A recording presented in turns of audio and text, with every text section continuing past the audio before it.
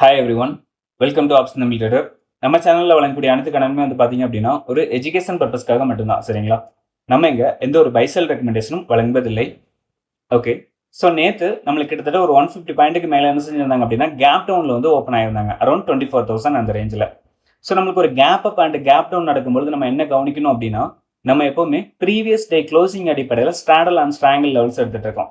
So அந்த லெவல்ஸுக்கு உள்ள market open ஆகிறாங்களா அப்படின்றத நம்ம கவனிக்கணும். ஸோ அந்த லெவல்ஸ்க்கு உள்ள ஓப்பன் ஆனாங்க அப்படின்னா நம்ம சேம் லெவல்ஸ் என்ன செய்யலாம், யூஸ் பண்ணிக்கலாம்.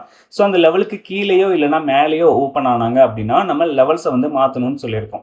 சரியா? அதாவது நம்மளுக்கு மார்க்கெட் ஓப்பன் ஆனதுக்கு அப்புறமா 920 க்ளோசிங்கை பேஸ் பண்ணி 920 ஸ்ட்ராடல் அப்படின்ற லெவல்ஸை வந்து நம்ம எடுப்போம். ஸோ அதே மாதிரி தான் நேற்று வந்து நடந்தது. நேற்று என்ன நடந்தது அப்படின்னா நம்மளோட லெவல்ஸுக்கு கீழே ஓப்பன் ஆனதுனால நம்ம 920 ஸ்ட்ராடலை பேஸ் பண்ணி தான் லெவல்ஸ் அப்படின்றத எடுத்திருந்தோம். ஸோ இதில் சிந்தட்டிக் ஃபியூச்சராக நம்ம என்ன லெவல்ஸ் எடுத்திருந்தோம் அப்படின்னா 23,998 அப்படின்ற லெவல்ஸ் வந்து எடுத்திருந்தோம். ஸோ சிந்தட்டிக் ஃபியூச்சருக்கு மேலே இருக்கும் பட்சத்தில் நம்மளுக்கு அப் ட்ரெண்டாக போகிறதுக்கான வாய்ப்புகளும், சிந்தட்டிக் ஃபியூச்சர் கீழே இருக்கும் பட்சத்தில் நம்மளுக்கு டவுன் ட்ரெண்டாக போகிறதுக்கான வாய்ப்புகளும் என்ன செய்யலாம், இருக்கலாம் அப்படின்றத பார்த்துட்டு இருக்கோம். ஸோ இதில் நீங்கள் லாஸ்ட் 1 வீக்காகவே வந்து பார்த்தீங்க, அதாவது லாஸ்ட் வீக் ஃபுல்லாகவே நம்மளுக்கு பார்த்தோம் அப்படின்னா மார்க்கெட்டோட ரேஞ்ச், சரிங்களா, நீங்கள் இந்த கேப் அப் கேப் டவுன் விட்டுருங்க, மார்க்கெட் ஓப்பன் ஆனதுக்கு அப்புறமா எவ்வளோ ரேஞ்ச் கொடுத்துருக்காங்க அப்படின்றத நம்ம கவனிக்கணும்.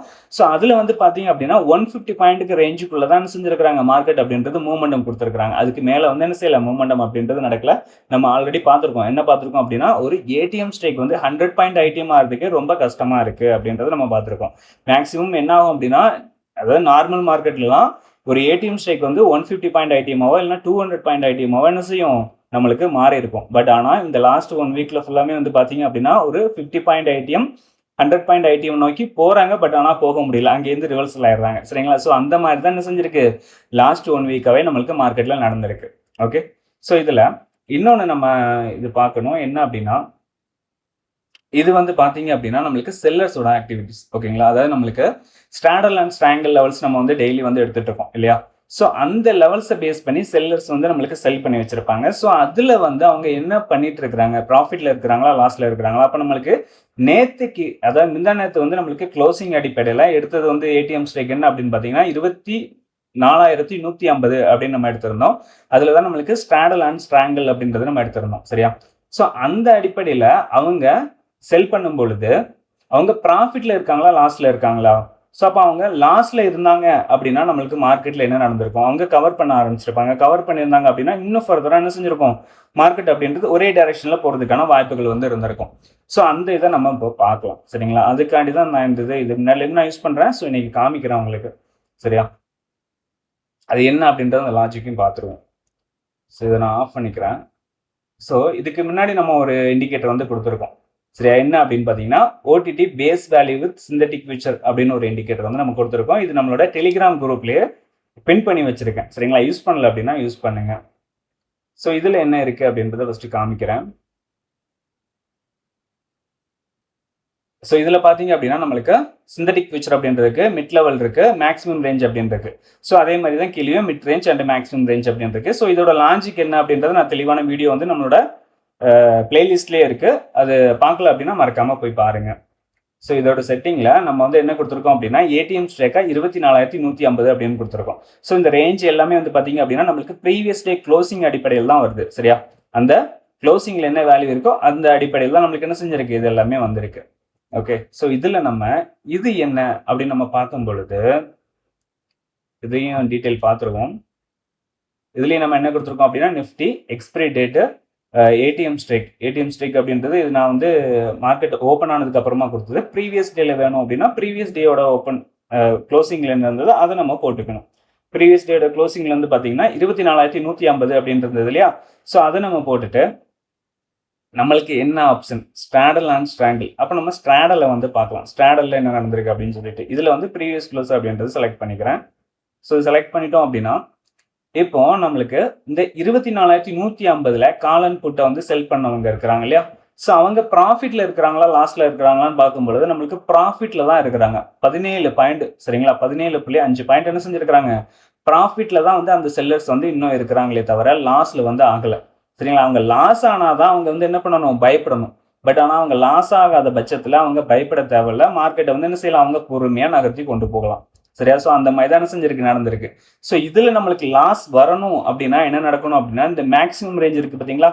இந்த மேக்ஸிமம் ரேஞ்சுக்கு கீழே மார்க்கெட் இருந்தால் மட்டும்தான் அவங்களுக்கு இந்த இடத்துல லாசஸ் வர ஆரம்பிக்கும். சரியா, அந்த டோட்டல் அப்படின்ற இடத்துல அவங்களுக்கு என்ன செய்யும், லாசஸ் வந்து வர ஆரம்பிக்கும். ஸோ இந்த ரேஞ்சுக்குள்ளே இருக்கிறது வரைக்குமே அவங்க ப்ராஃபிட்டில் தான் இருப்பாங்க. சரியா, அதுவும் இல்லாமல் இந்த மிட் ரேஞ்சுக்குள்ளெல்லாம் இருந்தாங்கன்னு வைங்க, ரெண்டுலையுமே ப்ராஃபிட்டில் இருப்பாங்க. இதில் வந்து பார்த்தீங்க அப்படின்னா நம்மளுக்கு call side and put side ரெண்டுமே, இதில் வந்து ஒன்று வந்து நம்மளுக்கு லாஸில் இருக்கு, ஒன்று வந்து ப்ராஃபிட்டில் இருக்குது. கால் சைடு வந்து ப்ராஃபிட்டு, புட் சைடு வந்து லாஸில் வந்து இருக்குது. ஸோ அதே இந்த மிட் ரேஞ்சுக்குள்ளேயே நம்மளுக்கு சுற்றிட்டு சிந்தட்டிக் ஃபியூச்சர் கிட்ட வந்து நம்மளுக்கு க்ளோசிங் அப்படின்றது கொடுத்தாங்கன்னா இந்த ரெண்டுமே என்ன செய்யும் அப்படின்னா நம்மளுக்கு ப்ராஃபிட்டில் வந்து இருக்கும். இந்த காலும் புட்டுமே என்ன செய்வீங்க, ப்ராஃபிட்டில் வந்து இருக்கும். ஏன்னா நம்மளுக்கு டிகே அப்படின்றது நடந்து, ஸோ அந்த ரெண்டுலேயுமே அவங்க ப்ராஃபிட் கிடச்சி என்ன பண்ணுவாங்க, அவங்க டோட்டல் பாயிண்ட் அதிகமாக வந்து கேப்சர் பண்ண முடியும். ஸோ அதன் அடிப்படையில் தான் நம்ம என்ன செஞ்சுருக்கோம், இந்த லெவல்ஸ் எல்லாமே கொண்டு வந்திருக்கோம். சரியா, அந்த செல்லர்ஸோட ஆக்டிவிட்டீஸ் பேஸ் பண்ணி தான் நம்ம என்ன செய்தோம், அந்த லெவல்ஸ் எல்லாமே வந்து என்ன செஞ்சுருக்கோம், கொண்டு வந்திருக்கோம்.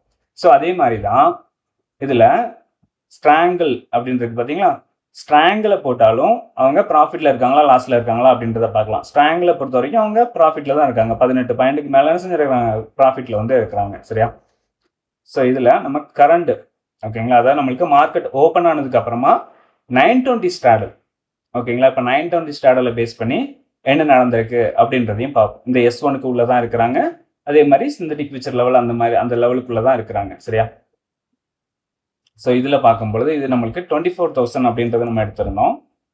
24,000 நான் இங்கே போட்டிருக்கேன். ஸோ இதில் ஸ்டாடல் அப்படின்றத ஃபஸ்ட்டு கொடுக்குறேன். இதில் வந்து நம்மளுக்கு 920 ஸ்டாடல் வந்து ஆன் பண்ணிக்கிறோம். ஸோ இதில் பார்த்தீங்க அப்படின்னா நம்மளுக்கு என்ன நடந்திருக்கு, கரெக்டாக வந்து பார்த்தீங்கன்னா தெரியும், புட் ஆப்ஷன் சைடு நம்மளுக்கு 48.5 பாயிண்ட் கிட்ட நம்மளுக்கு என்ன செஞ்சிருக்கிறாங்க, ப்ராஃபிட்டில் வந்து இருக்கிறாங்க. சரியா, அதே மாதிரி கால் சைடு வந்து பார்த்தீங்க அப்படின்னா 1.6 பாயிண்ட் தான் மைனஸில் இருக்குது. ஏன்னா நம்மளுக்கு இந்த ரேஞ்சுக்குள்ளே தான் இருக்கிறாங்க. சரிங்களா, அந்த அளவுக்கு பெருசாலாம் அவங்களுக்கு என்ன செய்யாது, லாசஸ் வந்து வராது. ஓகே, அந்த மாதிரி லாசஸ் வந்து வராது. ஸோ அதனால தான் இது 1.6 அப்படின்ற லாசஸில் மட்டுமே இருக்கிறாங்க. இந்த ரேஞ்சை விட்டு மேலேயோ R1க்கு மேலேயோ இல்லைனா S1க்கு கீழேயோ போனால் தான் ஒரு சைடு வந்து அதிகமான லாசஸ் வந்து வர ஆரம்பிக்கும். அது வரைக்குமே அவங்களுக்கு லாசஸ் வந்து வராது, நல்ல ஒரு ப்ராஃபிட்டில் தான் இருப்பாங்க. இதில் வந்து எவ்வளோ பாயிண்ட் அவங்க எடுத்திருக்காங்கன்னு பார்த்தீங்கன்னா 47 பாயிண்ட் வரைக்கும் என்ன செஞ்சிருக்கு, 920 ஸ்டாடலை பேஸ் பண்ணி அவங்க கேப்சர் பண்ணியிருக்கிறாங்க செல்லர்ஸ். ஓகேங்களா, ஸோ அதே மாதிரி நம்ம வந்து ஸ்ட்ராங்கில் பார்த்தோம் அப்படின்னா நம்மளுக்கு 42 பாயிண்ட் அப்படின்றது என்ன செஞ்சிருக்கிறாங்க, கிடைச்சிருக்குது. ஸோ இதில் வந்து பார்த்தீங்க அப்படின்னா நம்மளுக்கு ரெண்டுலேயுமே ப்ராஃபிட்டில் இருக்கிறாங்க. சரியா, கால் சைடும் ப்ராஃபிட்டில் இருக்கிறாங்க, புட் சைடும் ப்ராஃபிட்டில் இருக்கிறாங்க. ஸோ இது வந்து ஸ்ட்ராங்கிள். சரிங்களா, இது வந்து நம்மளுக்கு ஸ்ட்ராங்கிளில் வந்து என்ன செய்கிறாங்க, கால் சைடும் ப்ராஃபிட்டு, புட் சைடும் ப்ராஃபிட். ஏன்னா இந்த ரேஞ்சுக்குள்ளே இருக்கிறாங்க. இந்த ரேஞ்சுக்கு மேலே போனாலோ கீழே போனாலோ மட்டும்தான் என்ன செய்யும், ஒரு பக்கம் லாஸஸ் வரும்.